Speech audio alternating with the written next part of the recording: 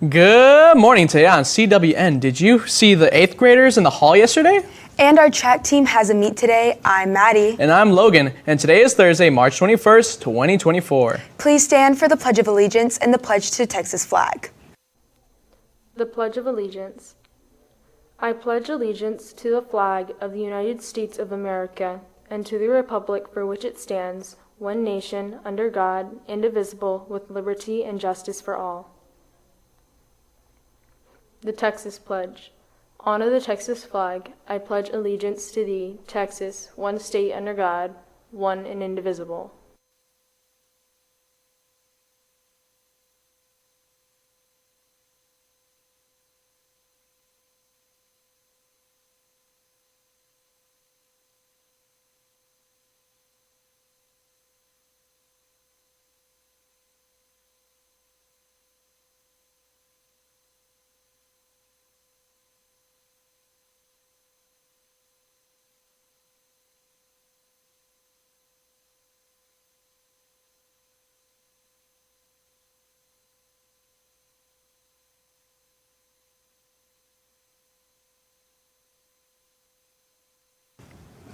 Yesterday, our CMS 8th graders came to the high school to look at elective classes. Elsa spoke to Mrs. Johnson and Trace to see how it went. Hey Kat, it's me Elsa, and I'm here with Miss Johnson, a CHS counselor, who's showing some of the 8th graders around. Can you tell me a little bit about what you guys are doing? Yes, we are having all of the 8th grade middle school students come to the high school so we can show them all of the wonderful programs that CHS has to offer. So that's what we're doing. Can you tell me how you guys organized it?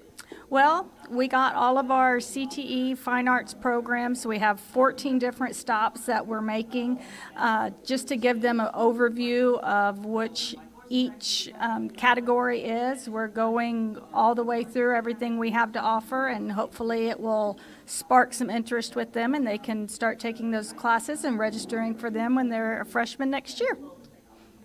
Yes, ma'am. Thank you so much. Hey Kat, it's me Elsa, and I'm here with Trace Fowler. So Trace, I know that you're an 8th grader and you came to the high school to look at the electives. Can you tell me how it has helped you choose your electives? Yeah, well, being able to see the electives and see like all they have in their classroom and how they work, it interested me and it helped me see better like what we're going to be doing in that class and help me decide like what I'm going to choose. Do you have a favorite elective that you've seen so far? I like the mechanics class with Miss Compton. That looked pretty cool. That's fun. Thank you. That's all from us. Back to the studio. We spoke to Mr. Fridias to get some results from various livestock shows. Let's take it to him for all the information. Hi, I'm Roxy, and you're here at Mr. F. Mr. F, I heard y'all finished up y'all's livestock shows for this year. Can you tell me how that went? Sure. We finished up our last livestock show yesterday, as a matter of fact. All spring break, we were gone to Mercedes. We started off in Mercedes. Then we went to Houston, and then from Houston we went on to Austin. And so it was a pack full of highs and a pack full of lows. It was a good time. We had a reserve champion, Poland China, and Houston, and then we had some placing animals as well. And it was a good times, good times. And can you tell me how y'all just prepared for all of that mentally, physically, all of that stuff? It's been one of those things that they've been raising these animals all year long. Started off in August up until now. Some of the sheep and goats were actually even before that, and so it's been a long road. But I'm glad it's over, and now we get to go on to our next thing. That's amazing, and I'm glad y'all had fun. That's all from me. Back to the studio. Mr. Easton's computer science class is having a UIL competition this weekend. We spoke to him to see how he thinks it will go. Hi, I'm Roxanne here, Mr. Easton. Mr. Easton, I heard that y'all have a competition coming up in Bel Air this weekend. Can you tell me how you think it's going to go and what it's about? Yeah, so my UIL computer science team is going to go to a competition on Saturday in Bel Air, which is a little near Houston. It's about 3 hours away, so we'll be waking up early Saturday to get to it. But it's another competition that I felt that my kids could benefit from. We've got district coming up in about 2 weeks, roughly. So another opportunity for them to get some testing practice and some programming practice in an environment similar to what we're going to encounter at district and regionals when we make it there. So I'm going to take my three of my teammates. And we're going to go compete, get some extra practice in, and hopefully be more prepared for district coming up. Well, I hope y'all do amazing. That's all from me. Back to the studio. Elsa spoke to Mr. Rourke to see how students in the business and management class get their Microsoft certifications. Let's take it to him with all the information. Hey Kat, it's me Elsa, and I'm here with Mr. Rourke. So Mr. Rourke, I know you've been teaching BIM. Can you tell me what is BIM? BIM is Business Information Management, and most of the focus of BIM is to teach professionalism and communication, and we do that by teaching some key applications in the Microsoft Office arena. We teach Microsoft Word, PowerPoint, Excel, and Access. So how long has this certification been going on for?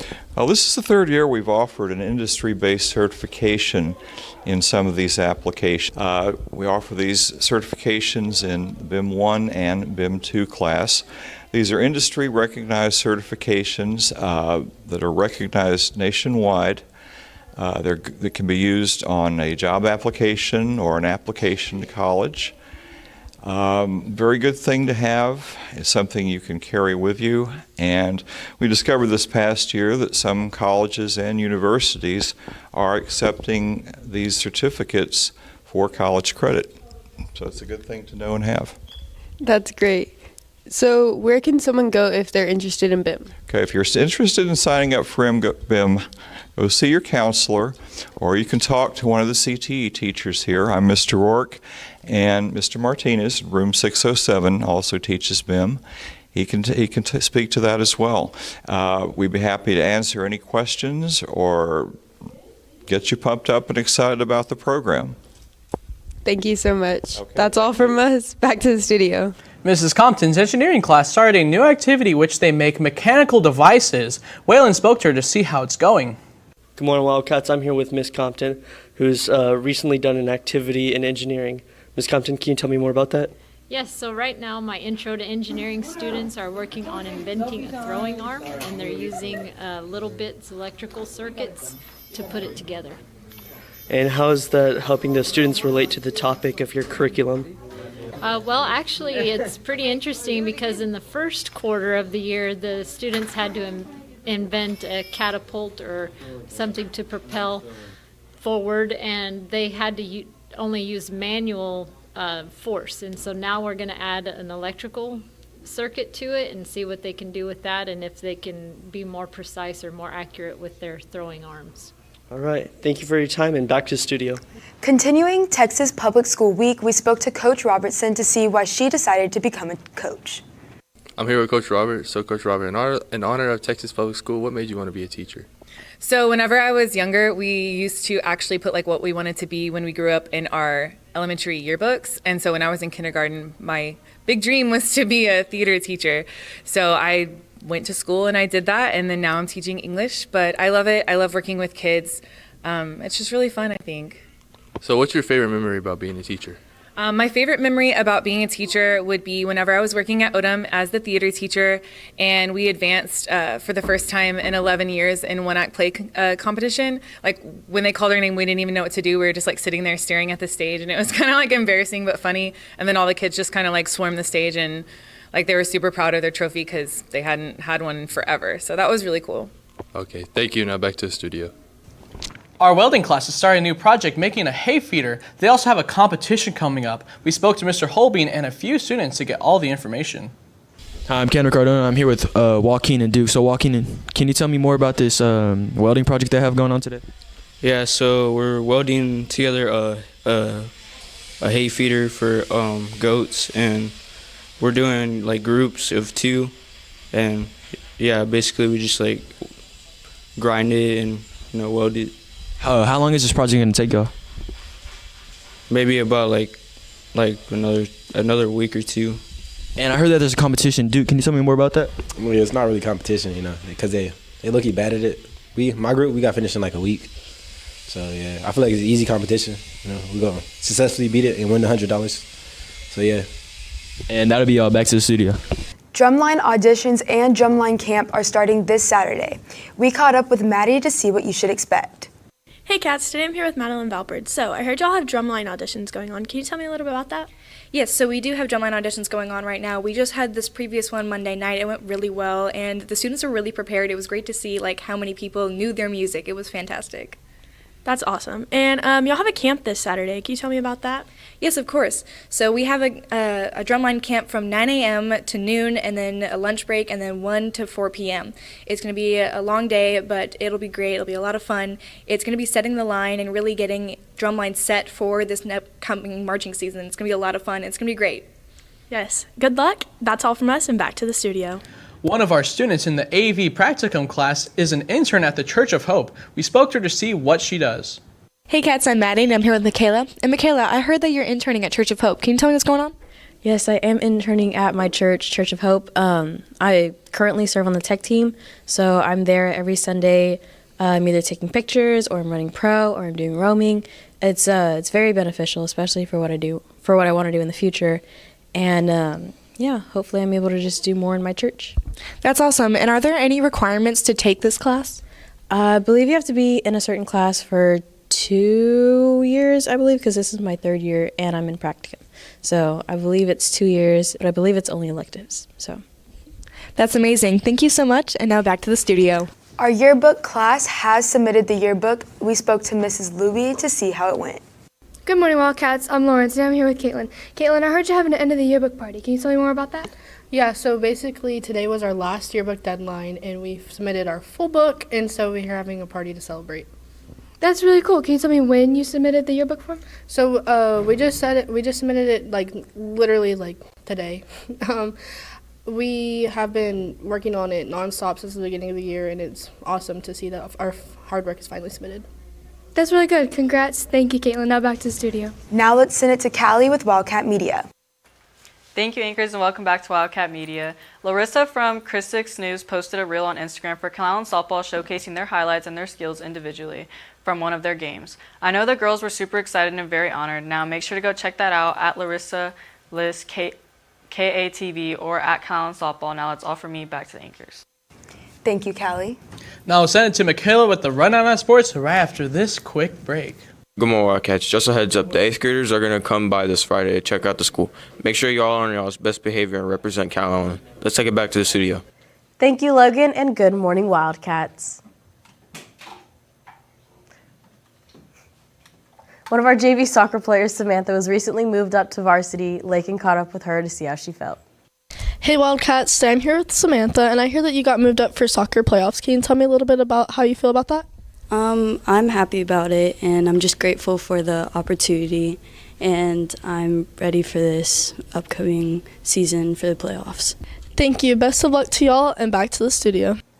Morgan spoke to Coach Martinez to see how the JV tennis tournament went on Tuesday and how he thinks the varsity tournament will go today. Let's take it to him for more. Good morning, Wildcats. I'm here with Coach Martinez. Coach Martinez, I hear you had a tennis tournament last Tuesday. Can you tell me more about that?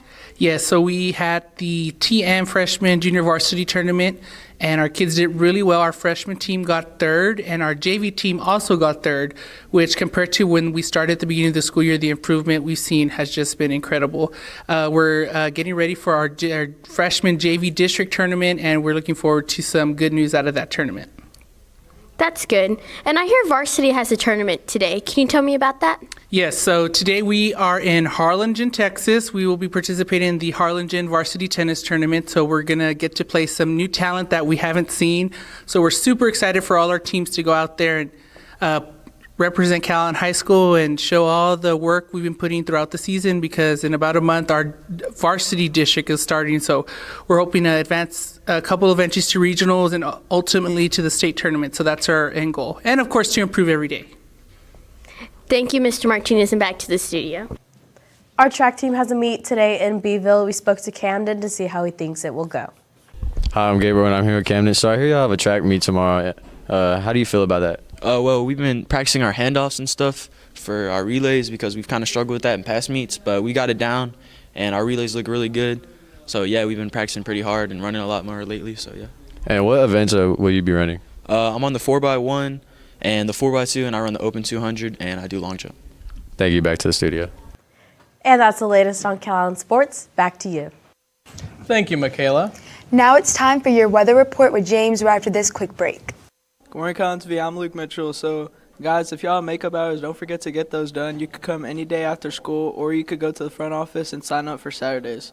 Thank you. That's all from me, and back to the studios. Thank you, anchors, and good morning, Wildcats. We had some quite insane weather north of us today. However, Calallen itself is not going to see any of that. Your forecast presented by Baytech Robinson Families. Currently temperatures in the mid-70s at about 75 degrees. Rain chances down to about 10%. It rained this morning, but it's not going to for the rest of the day. Winds out of the west at 9 miles per hour. Very odd direction considering the wind we've been seeing lately. And mostly cloudy skies. Now jumping on into today's severe weather outlook, we do have a slight risk northeast of us, mainly for the Houston area. Corpus Christi is right on the line between the general thunderstorm and marginal risk as those storms move northeastward, so don't expect too many strong thunderstorms.